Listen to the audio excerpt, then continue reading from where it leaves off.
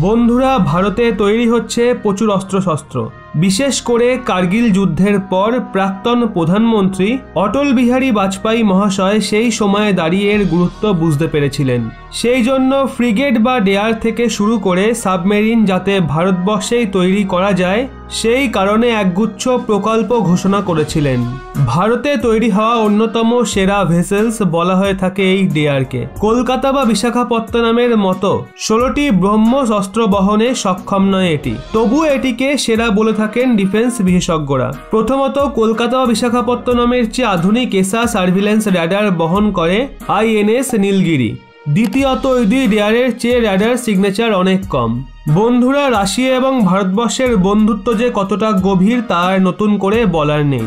এমন একটা সময় ছিল যখন ভারতের জন্য সারা পৃথিবীর বিরুদ্ধে গিয়ে যুদ্ধ করতে চাইছিল রাশিয়া। অতএব রাশিয়াকে নিয়ে নতুন করে আর কিছু বলার নেই।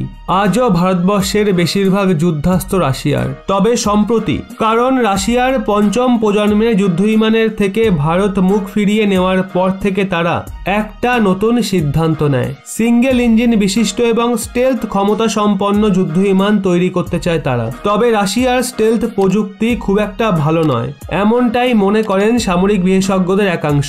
রাশিয়া তার সে নতুন যুদ্ধবিমান ভালো মানের এবং রক্ষণাবেক্ষণ খরচ কম করতে চলেছে। পাশাপাশি যাতে ইঞ্জিন বেশি পরিবর্তন না করতে হয় এবং যুদ্ধবিমানগুলোকে মূলত এয়ার ডিফেন্স এবং গ্রাউন্ডে হামলা করার জন্য ভাবা হয়েছে। 18 টনের ওজন নেওয়ার পাশাপাশি 2200 কিলোমিটার প্রতি ঘন্টার গতিবেগে উঠতে পারে।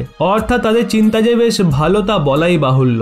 রাশিয়ার এই চিন্তাভাবনা বেশ ভালোই, কারণ এর ফলে অনেক বেশি যুদ্ধবিমান অ্যাক্টিভ থাকবে একবারে। তবে সমস্যা হলো ইঞ্জিনে, কারণ রাশিয়ার বেশিরভাগ ইঞ্জিনই ভরসাযোগ্য নয়। আজও রাশিয়ার ইঞ্জিনগুলো ইউরোপের ইঞ্জিনের থেকে অনেক পেছনে রয়েছে। সেই জায়গায় একটা প্রশ্ন থেকেই যায় যে কিভাবে রাশিয়া ভালো মানের ইঞ্জিন তৈরি করবে যার হাই এফিসিয়েন্সি আর কম রক্ষণাবেক্ষণ খরচ থাকবে।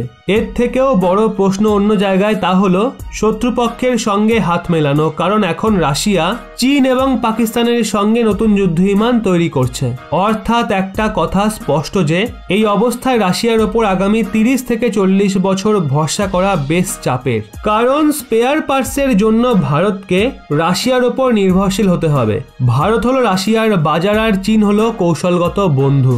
রাশিয়ার এক সামরিক বিশেষজ্ঞের মতে তারা এই যুদ্ধবিমানের দুটো ভার্সন তৈরি করতে চাইছে, যেখানে ম্যানড এবং আনম্যানড অর্থাৎ পাইলট ছাড়া উঠতে পারবে এই যুদ্ধবিমান। তবে এখনো পর্যন্ত রাশিয়ার কোনো ভালো কমব্যাক্ট প্রুভেন এবং মাস প্রোডাকশনে যাওয়া ড্রোন সার্ভিসে আছে কি না তা জানা যায়নি। ভারত পঞ্চম প্রজন্মের যুদ্ধবিমান অ্যামকার ড্রোন ভার্সন তৈরি করবে বলে সূত্রের খবর, কিন্তু তাতে ফ্রান্স ও ইসরায়েলের টেকনোলজি থাকতে চলেছে। রাশিয়া ডেভেলপ করতে পারেনি। অতএব সেই বিষয়ে প্রশ্ন থেকেই যায়।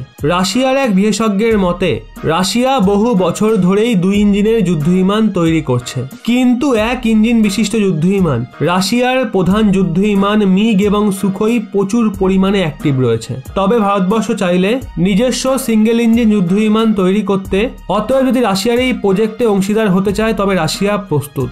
এখন আপনারাই বলুন না, বর্তমান পরিস্থিতিকে দেখে কি রাশিয়াকে আগের মতোই ভরসা করা যায়? কি মনে হয় আপনাদের?